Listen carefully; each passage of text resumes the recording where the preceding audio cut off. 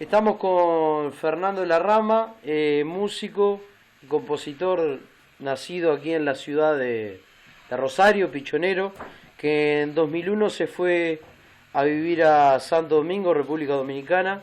Fernando, buenas noches. Buenas noches Luis, buenas noches. Ay, se me olvidó el nombre del programa. Hoy es hoy, hoy es hoy. Hoy es hoy.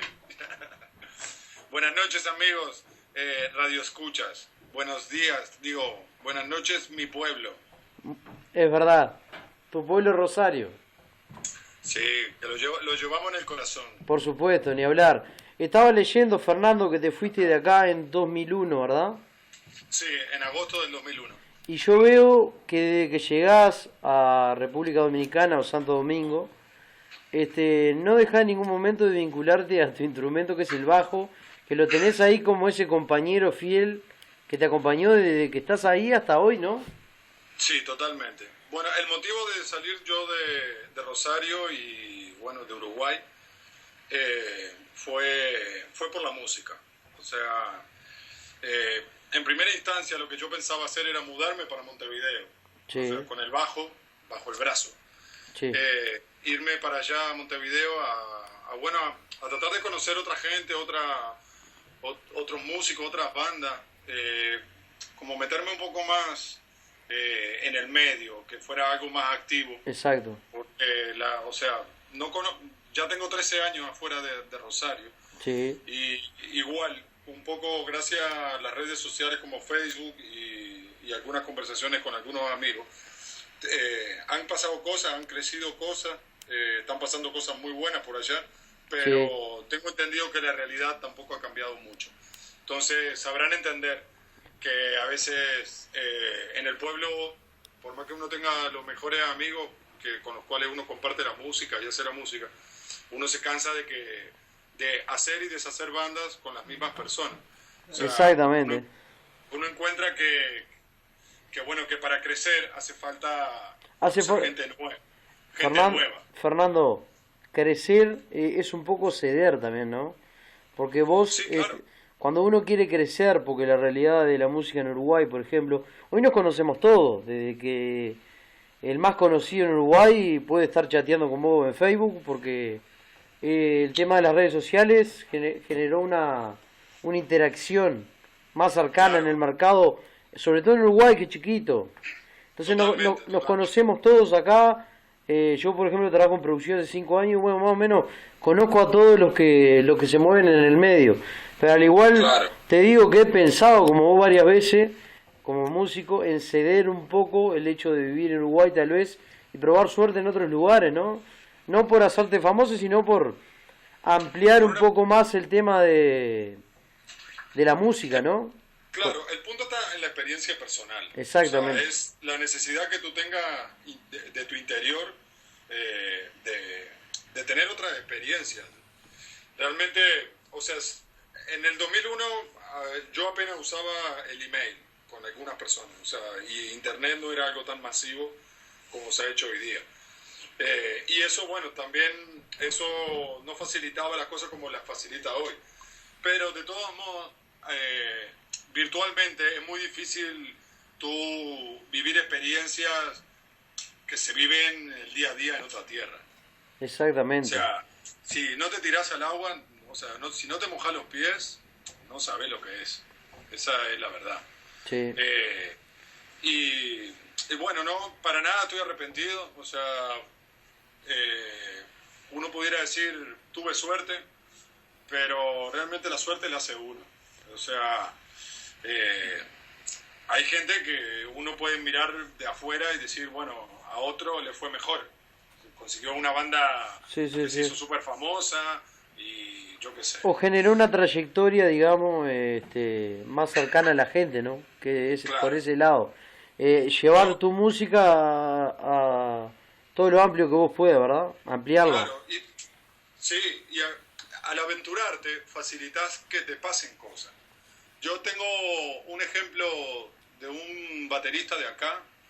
Sí. Bueno, él fue él nos grabó, creo que fue el ingeniero de sonido del segundo disco que grabé con la banda que estaba tocando aquí.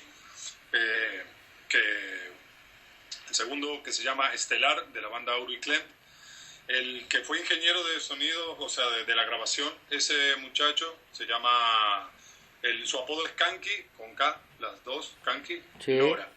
Hoy día él está como suplente del baterista de Soulfly, en lo que es la gira por Europa que está haciendo Soulfly con Korn. Bueno, ese baterista se fue de aquí a vivir a Nueva York y se involucró trabajando, o sea, él trabajaba en estudios aquí y era un baterista muy bueno. O sea, bueno, aparte de tocar en bandas de metal, Sí. también, o sea, aquí tocaba con bandas de rock más, o sea, de rock más estándar, Sí. más, digamos, normal. O sea, no tan radical así como el metal. Sí, no, Pero no sí tan él pesado, venía, no tan pero él fuerte. venía del circuito metal y todo. Él allá empezó a trabajar en estudios y eso, y él fue ingeniero de grabación de varios discos o de los últimos materiales de Soulfly. Y con el guitarrista de Soulfly, que es, creo que el apellido es Rizzo o algo así, él integra la banda de ese guitarrista en lo que son los tours y eso dentro de Estados Unidos con esa banda. Y bueno, y se la pasa tocando con ese guitarrista. O sea, un sueño de lo que muchos de nosotros podemos tener, o sea, de poder involucrarte con músicos profesionales y que tengan un circuito de fans y de tocar. Sí, que la gente escuche, Bueno, escuche tu música y... o sea, imagínate que cualquiera de nosotros, o sea yo cuando vi la primera foto de Kanki, teniendo a Max y a Igor Cavalera a cada lado de él, a derecha e izquierda, a mí se me pararon todos los pelos. No soy súper fan del metal, o sea, pero sí, digamos, he podido disfrutar unos cuantos temas de Sepultura y de Soulfly también gracias a varios amigos desde allá, desde Uruguay, de cuando vivía allá. Y realmente, o sea, se me pararon todos los pelos y me llené de emoción por eso, o sea, por ver esa realidad, o sea, esa confirmación de que el que sueña y pelea por su sueño, nada le quita que un día logre algo de mucha satisfacción para él. Por supuesto, ni Y hablar. ese para mí siempre es uno de los mejores ejemplos, no tanto como justamente como artista o compositor o lo que sea, sino como simple músico, como simple servidor. Yo realmente como compositor, soy muy malo, no, o sea, no, yo no compongo canciones, no escribo canciones con música y todo, o sea, eso me cuesta muchísimo. Yo sí, trabajando en conjunto con algún hermano, podemos llegar a armar sí, una estructura musical y eso, y entre todos se va armando una letra, cosas que yo hacía, por ejemplo, con Federico del Río. Claro, acá en Rosario, sí. Sí, o desde los inicios, bueno, con Machaca Osobuco, que eso es una historia mucho más vieja, y realmente yo poco hacía ahí más bien me decían que yo tenía que hacer. Claro. Esa fue mi primera escuela, gracias al Pepe y Antonio. Ellos fue lo que me dijeron, toca ahí, pon el dedo aquí, y bueno, cuando ese dedo que se me acalambraba ponía el otro. Porque realmente uno ni practicaba mucho ni estudiaba mucho. Uno era los sábados, domingos que nos juntábamos en el galpón a tocar y a tomar vino. O sea, era la mejor excusa para juntarnos a chupar y a fumar. Era, bueno, vamos a tocar también. Fernando, qué año puntualmente de eso que me estás contando? Bueno, de Machaca Osobuco, eso fue como creo que el 95, creo. Sí, por el año 1995. Eso, bueno, ya fue, o sea, de tanto estar sentado en ese galpón, emborrachándonos, por hablar en términos legales, aunque ya ahora se puede hablar de cosas legales cuando en mi época eran ilegales. Sí, Pero sí, exactamente. igual, vamos a mantener el respeto a la gente que todavía no entiende mucho todo eso. Y bueno, de eso realmente yo lo que era una escucha de música, o sea, a mí me gustaba escuchar música y eso de tocar, yo ya tenía como 20 años, por ahí, o 20, 21, no recuerdo, porque, y ya uno, a esa edad uno cree que ya no se puede aprender a tocar.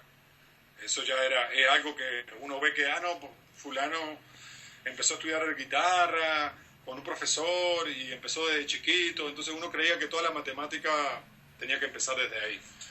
Pero bueno, Pepe tenía su batería, había un amplificador para conectar un micrófono, un parlante de 12 pulgadas, y eso era todo lo que había. Había creo una guitarra eco eléctrica, así una hollow body, que era de un personaje llamado Cacho, de Cardona. Bueno, Pepe tenía esos elementos ahí, y un día nuestro querido desencarnado amigo el Negro Cipone nos llega con el dato que el flaco Volven, otro muchacho del pueblo, tenía en su casa un bajo desarmado y costaba 50 pesos. Como yo era de todos los que estábamos ahí, el único que trabajaba con mi papá en la carnicería. Ajá. Yo tenía esos 50 pesos, le dije, bueno, pero anda a buscarlo. Trajo el bajo, todo desarmado, o sea, el diapasón por un lado, el cuerpo por otro, la electrónica estaba toda mala. Y bueno, entre Pepe, yo, a Pepe lo volví loco para que hiciera el pickguard para el bajo, donde iban atornillados los micrófonos, los potenciómetros, todo eso, con un acrílico transparente, todo un pedo. Bueno, logramos hacer eso. Yo recuerdo que yo lo pinté con spray. Creo que la electrónica, no me acuerdo si fue Claudio Núñez que ayudó con eso.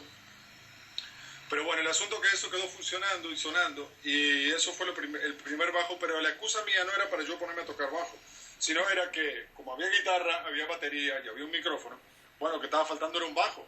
Realmente el primero que agarra el bajo para tocar, porque yo lo dejaba ahí en el galpón, el primero que agarra el bajo queriendo hacer algo fue el Negro Cipone. Ajá. Más adelante ya se integra a nuestras reuniones Antonio Solari, y ya con él, que es bajista, Nacho, yo lo que iba a tocar era bajo, porque era como lo que estaba más cerca para un tipo que no sabía ni tocar guitarra. Entonces quedó obligado a asumir el rol de guitarrista.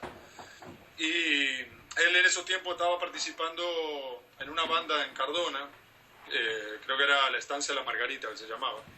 Sí, mi memoria no me falla. Y bueno, él de vez en cuando él traía el bajo que usaba allá en Cardona, y era, bueno, un modelo tipo Jazz Bass de Fender, pero no, o sea, de esos tipo, o sea, como réplicas.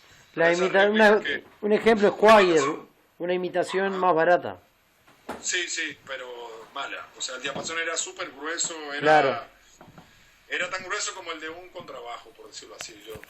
Mi hermano creo que todavía lo recuerda. Era algo súper incómodo, pero era mucho más cómodo que el bajo. O sea, se acercaba más como a lo que uno veía realmente como bajo. Como bajo. Sí. Y bueno, de vez en cuando tocábamos con ese, pero yo seguía tocando con el que yo tenía, que era como un modelo más chiquito. Realmente el mío era más digitable. Pero bueno, con eso fue que se empezó. Hasta que un día yo viajé a Buenos Aires y me compré un Squier. Y eso sí, ya era lo más igual a un Fender de verdad. A un Fender. Y hoy tenés, perdóname Fernando, ¿hoy tenés un Fender? Sí, yo le compré un Fender Jazz Bass a el Harry Arias el Tristón también. Él era el bajista de la banda Elefante. Sí. Por mencionar una de las bandas que, haciendo el trabajo que tú haces hoy, llevando bandas, hacía yo allá también. Sí, de recuerdo. las bandas que, algunos conciertos que hice en el Náutico, también en un bar llamado El Calafate, en Nueva Helvecia. En esas dos oportunidades yo traje a Elefante a tocar. Ese bajista tenía su Fender. En algún momento, según recuerdo, creo que él fue donde Coutinho, y él quería, como era una banda, por decir así, como ese metal moderno, tipo, bueno, se me van los nombres de bandas referentes, pero bueno, él quería como él quería hacer una burrada, él quería ponerle como un sistema activo a ese Fender, porque es un Fender del año 75. súper viejo y clásico. Entonces Coutinho le dice que no, que es una herejía hacerle eso a eso, pero no solo por eso, sino que él tenía algo para ofrecerle, y lo que le estaba ofreciendo era un Warwick de otro cuadro. Y bueno, él se mete, como se dice aquí, él se mete en el lío de comprar ese Warwick, y a la hora de la hora también, por asumir ese compromiso económico, llega un momento que necesita vender algo. Sí, ceder. Y termina... Y pone en venta su Fender, y yo se lo termino comprando. Un precio, en aquella época era un precio increíble, y hoy día lo es más increíble. Pero se va a mantener en secreto para que no desvalorice el valor que tiene el bajo hoy día. Claro, está bien, está bien. Lo bien que hace un Fender del año 75, digo, para mí no tiene precio. O sea, yo no lo vendo, ni loco. Ese lo heredan mis hijos. Claro. O si no tuviera hijos, eso va para la tumba conmigo. Bien. O buen guerrero he enterrado con sus armas. Tiene muchos años contigo el bajo. Además de eso. Recorriendo. Claro, no, y ese bajo, antes de ser de Harry, tengo datos que fue del club de jazz de Montevideo, fue de bandas punk, de bandas metal, o sea, él ya tenía su historia realmente en el rock de Montevideo. Y el sonido que tiene realmente son sonidos únicos. Esos bajos viejos suenan impresionantes. Aparte de eso, hoy día tengo la suerte de tener un Rickenbacker 4003. Ese tremendo bajo también. Sí, obviamente. Pero ese tengo algo así como 2 años con él. Aproveché una oportunidad de que un amigo empezó a vender todos sus instrumentos y bueno, todavía no se lo he pagado, pero en eso estamos. Fernando, en esto de lo que son las pasiones, te lo digo como músico, es muy bueno lo que hiciste porque yo sé que lo debes haber pensado también, pero lo más importante es que dijiste siento y voy, sentir y ir. Eso creo que es parte de las pasiones que uno lleva, ¿no? Esas decisiones. Claro. Contanos un poco, resumiendo, Fernando, yo estoy viendo acá que hay una extensa recorrido por algunas bandas, algunas que fueron premiadas, grabaciones.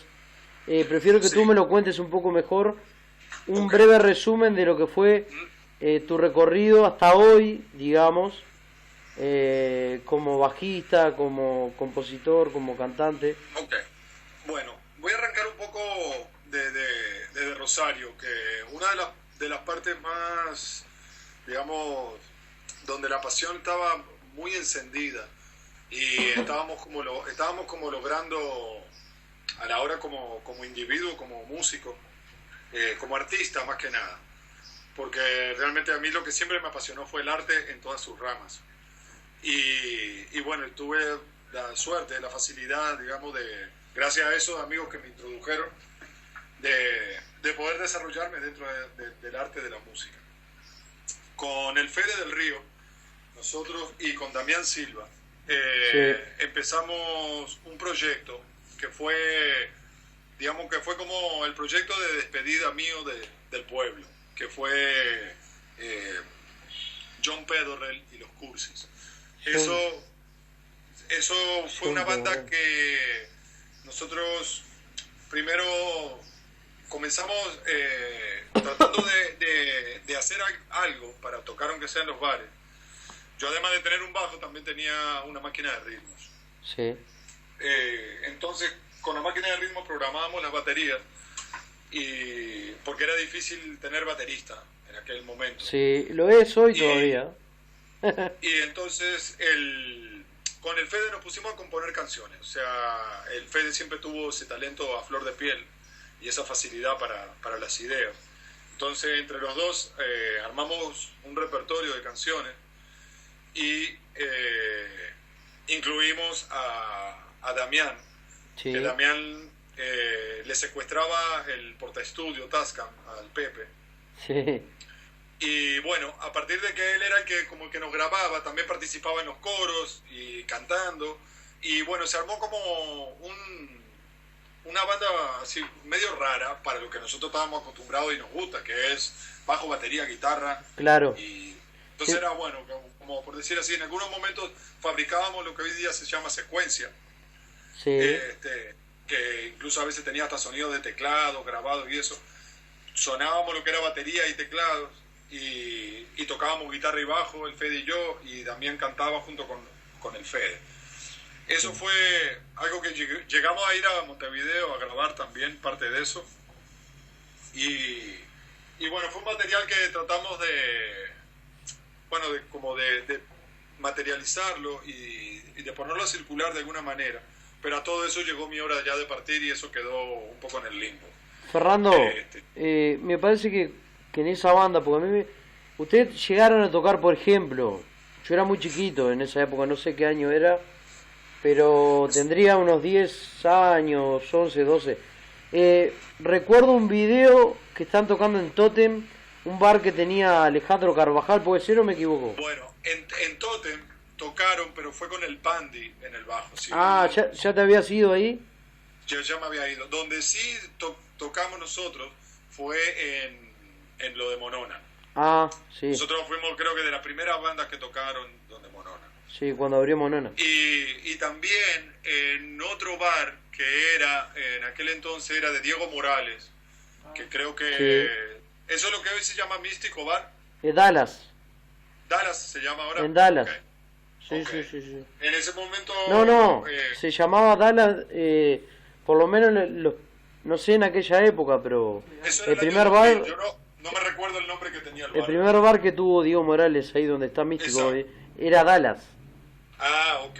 Bueno, pero antes creo que, no sé cuál era el nombre, pero no recuerdo que fuera Dallas. No, puede ser que haya tenido otro nombre, Sí, seguro.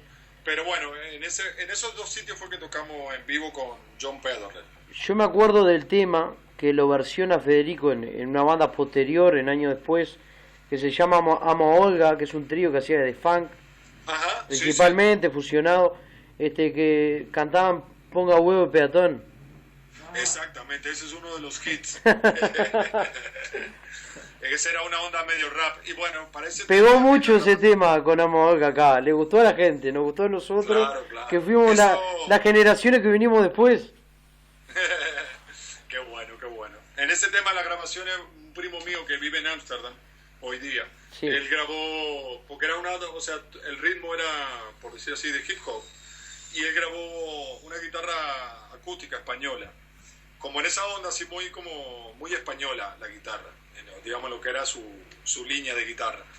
Y bueno, era muy interesante, digamos, aquella versión.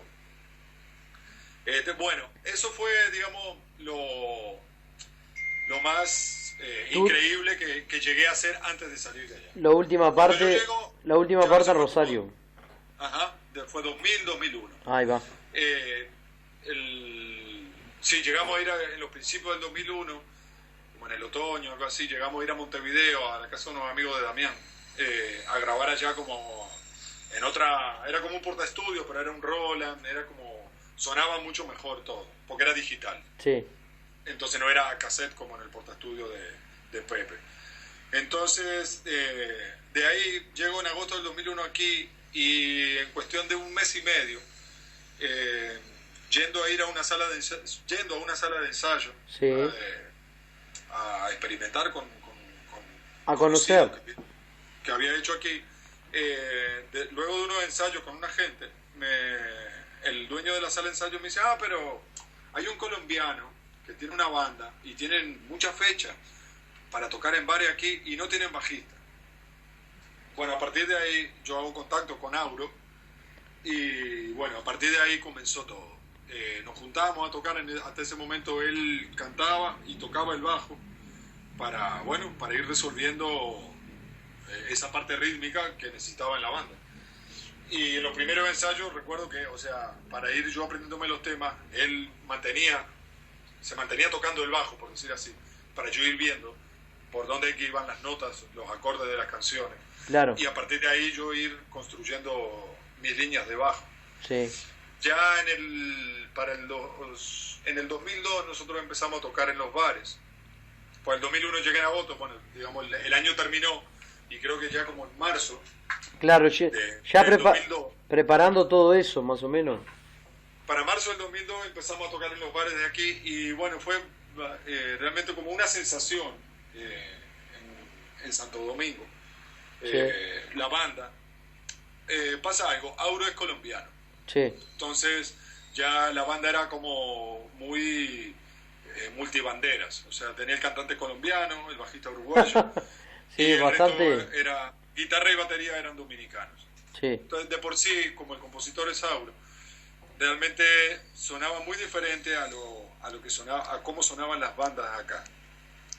No solo por el, digamos, quizá por el acento vocal, no porque sonara colombiano, sino, o sea, tanto él como yo, o sea, Había otras raíces, como quien sí, dice. exactamente, sí, porque Sudamérica es muy diferente a lo que es el Centroamérica.